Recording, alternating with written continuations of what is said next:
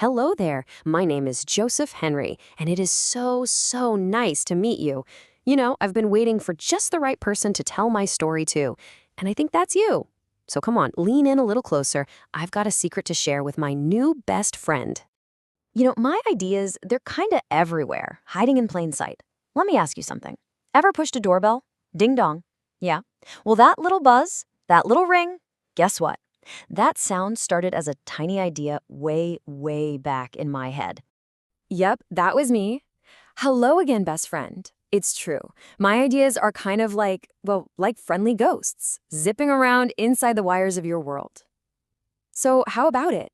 Come on a little journey with me, and I'll show you how just a little spark of curiosity can change everything. All right, let's do this. Our story starts a long time ago, back when I was just a boy with a head packed full of dreams and, oh boy, so much imagination. So we didn't have a lot of money growing up, but what we did have were big dreams. When I was about 13, I started working for a watchmaker. I learned to work with these tiny, delicate things, little gears and springs. It really taught me to be patient, to look super closely at how things fit together. And for a little while, I actually thought I'd be an actor on stage. I love telling stories. But then something amazing happened. I found this book. It was a science book. And as I started reading, whoosh, a spark just lit up my brain.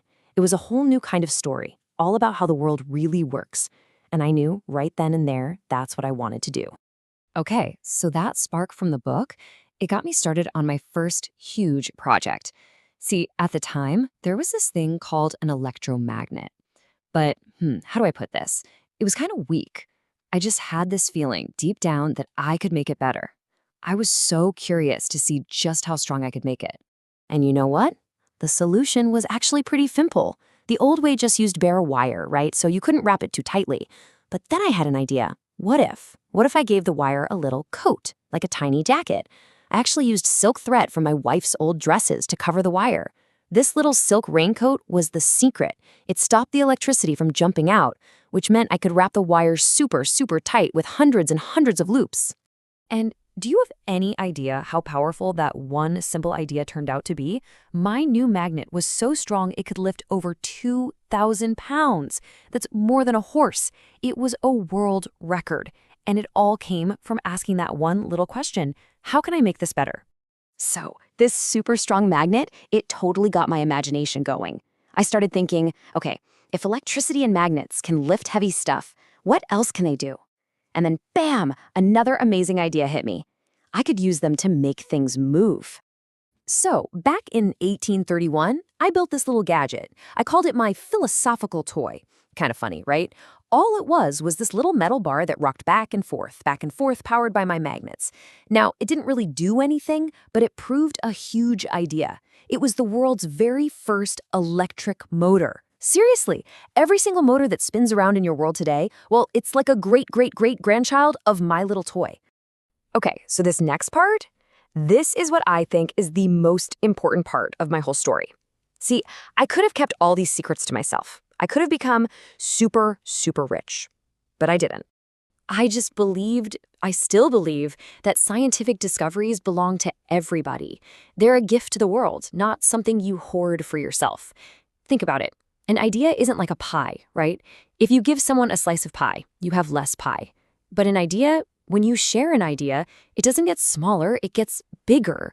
It inspires other people to have even more amazing ideas. And that's exactly why I never put what's called a patent on my work.